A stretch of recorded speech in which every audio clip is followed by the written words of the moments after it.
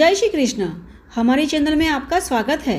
चैत्र मास के पावन अवसर पर हम जो ओखाहरण कथा आपके समक्ष लेकर आते हैं उसका आज चौथा दिन है। तो चलिए आज की कथा का आरंभ करते हैं। तो इसे अंत तक अवश्य सुनिएगा। साथ ही हमारे शास्त्र और पुराणों में वर्णित ऐसी ही कथाओं का श्रवण करने के लिए इस चैनल को सब्सक्राइब भी कर लीजिएगा। अब हमने हमारी कथा में पीछे देखा कि बाणासुर की पुत्री उषा ने स्वप्न में एक नवयुवक के साथ विवाह किया और वह और कोई नहीं किंतु भगवान श्री कृष्ण का पुत्र अनिरुद्ध था। अब इस बात का ज्ञात होते ही उषा की प्रिय सखी चित्रलेखा, जो एक योगिनी थी, अपनी प्रिय सखी उषा की सहायता करने हेतु उसी रात अनिरुद्ध का हरण करने के लिए अपनी योग शक्ति से आकाश मार्ग में यात्रा करती हुई द्वारका आ पहुंची। किंतु चित्रलेखा जानती थी कि द्वारका में प्रवेश करना इतना आसान नहीं है और वह भी भगवान श्री कृष्ण के महल में प्रवेश करना तो अत्यंत कठिन है। अतः उसने नारद जी को याद किया और जैसे ही उसने नारद जी का स्मरण किया उसी क्षण नारद मुनि जी चित्रलेखा के समक्ष प्रकट हुए और चित्रलेखा से पूछने लगे, पुत्री तुमने इतनी रात को मुझे क्यों याद किया? तब चित्रलेखा ने सारा वृत्तांत कह सुनाया और साथ में यह भी कहा कि कृपया द्वारका में प्रवेश करने हेतु मेरी सहायता कीजिए, क्योंकि द्वारका का सबसे बड़ा रक्षक तो भगवान श्री कृष्ण का सुदर्शन है। अगर उसने मुझे देख लिया तो वह तो मेरा सिर छेदन ही कर देगा। अब यह सुनकर नारद मुनि जी ने कहा, सुदर्शन की चिंता तुम मत करो, वह जिस दिशा में भ्रमण कर रहा होगा वहां मैं जाकर उसके समक्ष खड़ा हो जाऊंगा और उसे अपनी बातों में लगा दूंगा, तब तुम द्वारका में प्रवेश कर लेना। अब इतना कहकर नारद मुनि जी उसी दिशा में गए जहां सुदर्शन द्वारका की रक्षा कर रहे थे और वहां जाकर उसके समक्ष खड़े हो गए और उसे अपनी बातों में लगा दिया। अब यह देखकर उसी क्षण चित्रलेखा द्वारका में प्रवेश कर गई। वहां उसने प्रद्युम्न के पुत्र अनिरुद्ध को कमल बिस्तर पर सोते हुए देखा। तब फिर से उसने अपने योग शक्ति का प्रयोग कर अनिरुद्ध को गहरी नींद में सुला दिया। तत्पश्चात उसने अनिरुद्ध को उठाया और शोणितपुर में उषा के पास ले आई। अब अनिरुद्ध को देखते ही उषा का चेहरा अत्यंत आनंदित हो गया और वह उन्हें अपने निजी कक्ष में ले आई जहां पुरुषों का प्रवेश वर्जित था। अब कुछ समय पश्चात जब अनिरुद्ध को होश आया तो उसने देखा कि वह द्वारका की जगह कहीं और पहुंच गया है। तब वह अत्यंत क्रोधित हुआ। सामने खड़ी चित्रलेखा और उषा को कहने लगा, अरे आप कौन है और मुझे यहाँ क्यों लेकर आए हैं? आप जानते नहीं मैं कौन हूँ?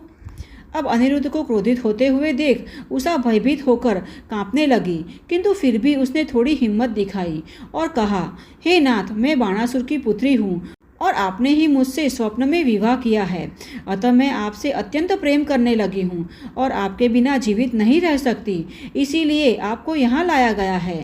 अब मैं आपके बिना एक क्षण भी जीवित नहीं रह सकती। अब इस प्रकार समझाने पर अनिरुद्ध उषा की बातों से आकर्षित होने लगा और क्यों ना हो, उषा थी ही इतनी सुंदर और उसकी वाणी भी अत्यंत मधुर थी। तत्पश्चात अनिरुद्ध और उषा ने वही महल के झरोखे में अग्नि को साक्षी रखकर विवाह किया और फिर वहां वे दोनों प्रेम पूर्वक नव दंपति की भांति एक साथ रहने लगे।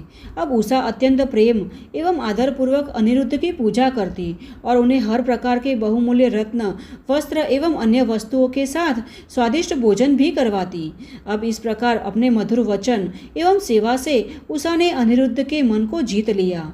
अनिरुद्ध उषा के साथ सुखपूर्वक रहने लगा था और वह समझ नहीं पाया कि दिन कैसे बीत रहे हैं।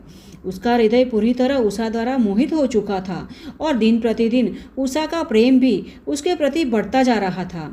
अब कुछ समय पश्चात उषा के लक्षणों को देखकर समझना सहज हो गया था कि उसके किसी पुरुष के साथ संबंध है। वह चाहकर भी अपने उल्लास को छिपा नहीं सकती थी।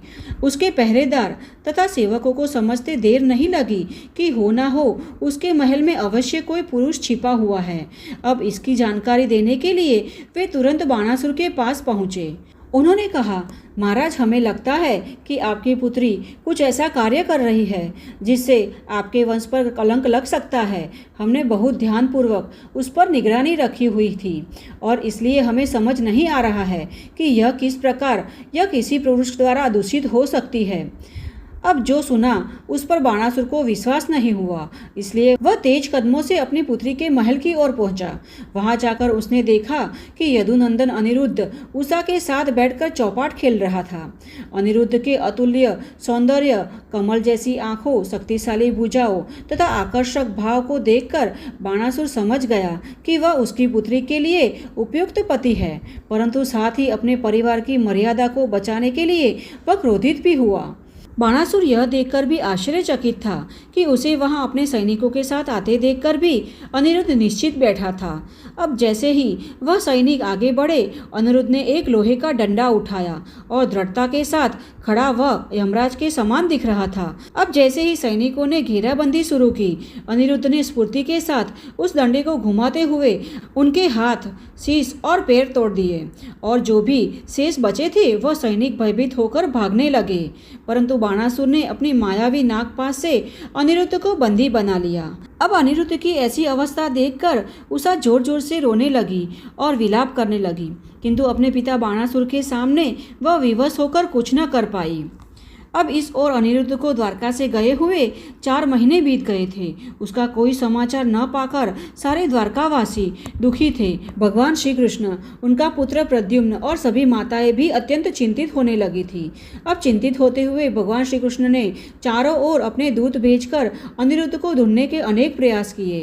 तभी नारद मुनि जी द्वारका आए और उन्होंने विस्तार पूर्वक सब कुछ बताया कि किस प्रकार बाणासुर की पुत्री उषा ने अनिरुद्ध का हरण किया, और साथ में यह भी बताया कि अब अनिरुद्ध बाणासुर की कैद में है और वहां कारावास में उसे अत्यंत कष्ट दिए जा रहे हैं।